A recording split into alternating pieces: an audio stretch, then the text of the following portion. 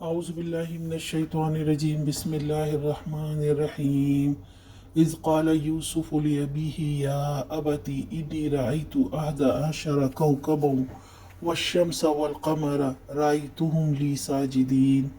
یہ اس وقت کا ذکر ہے جب یوسف علیہ السلام نے اپنے باپ سے کہا، ابا جان میں نے خواب دیکھا ہے 11 ستارے اور سورج اور چاند ہیں اور وہ مجھے سجدہ کر رہے ہیں۔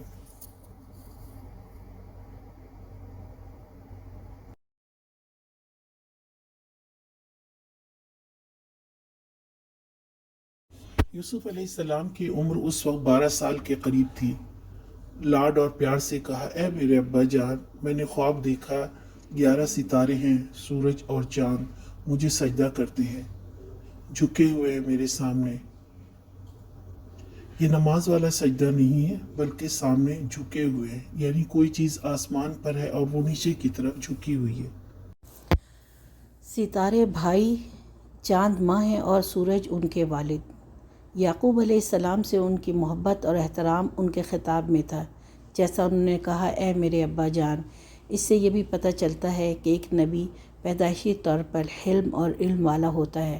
اللہ تعالیٰ پہلے دن سے ہی اس کی فطرت سلیم کی حفاظت کرتا ہے۔ اس کا دل، اس کی زبان، اس کا ہر عمل عام لوگوں سے جدا ہوتا ہے۔ آج کا سوال، اس وقت یوسف علیہ السلام کی عمر کیا تھی؟